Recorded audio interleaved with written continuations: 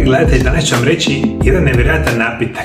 Jedan čaj koji ćete praviti od nekih jako interesantnih sastojaka, koji ima nevjerojatan utjecaj na poboljšavanje zdravlja vaših zglobova, artritisa, artroza, za koljena, kukove, recimo za uklanjanje oteklina i puno toga. Jako dobro slušate ovu današnju recepturu, treba će vam malo vremena da ga napravite, međutim ovo je jedan izvanrednih prirodnih načina, mojih omiljenih recepata za sve vas, ukoliko želite prirodno i sigurno spriječiti artrozu kuka, koljena i želite izbaciti otekline iz vašega tijela. Ukoliko želite da vas ja osobno liječim sa specijalnim programima prirodnih liječenja iz Mario Lab centra, koje usavršavam zadnjih 25 godina, rada sa pacijentima iz cijeloga svijeta, nazovite moju ordinaciju Mario Lab centar Zagreb na ove brojeve telefona ili posjetite Mario Lab HR, moju internetsku stranicu, gdje ćete naći puno informacija kako ja liječim moje pacijente na prirodan, siguran način i u kombinaciji sa najmodernijim oblicima fizikalne terapije i rehabilitacije. Ono prije svega što će vam trebati, biti će vam jedan ananas.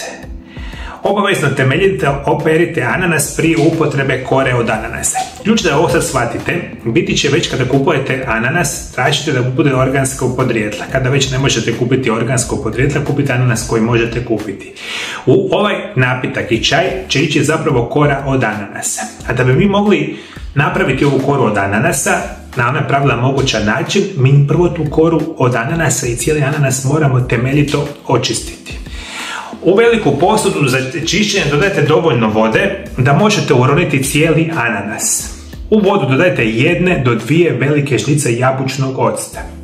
Promešajte i sada u otopinu vode i jabučnog octa stavite cijeli ananas, ostavite 30 minuta. Dakle, u vodi sa jabučnim octom stavimo kompletan ananas, ostavimo ga 30 minuta. I to će izvući većinu onih herbicida, pesticida, loših situacija.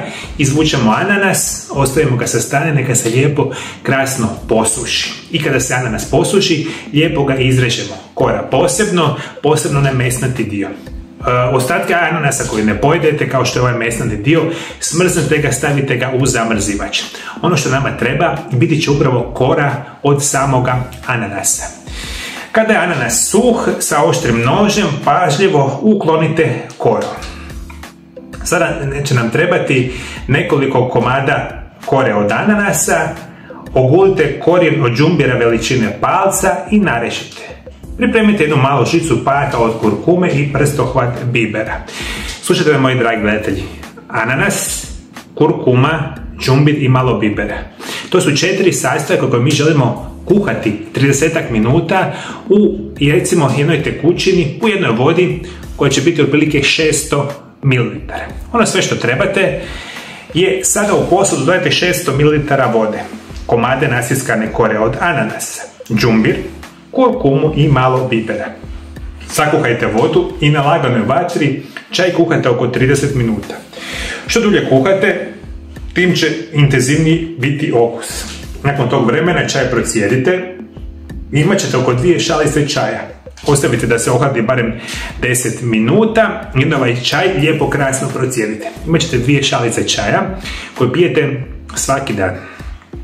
15 dana za redom i u taj čaj naravno možete dodati malo limuna i malo samoga sličice, recimo meda i slično. Još jednom, kora od ananasa, đumbir, kurkuma, biber, kuhaju se pola sata, otprilike 600 ml vode, sve to lijepo procijedite i onda kasnije kada se ohladi možete dodati malo limuna i malo samoga meda. Pijuckajte pomalo svaki dan, 15 dana za redom i vidjet ćete nevjerojatne blagodati na zdravlje vaših zgloba, što zapravo nećete vjerovati.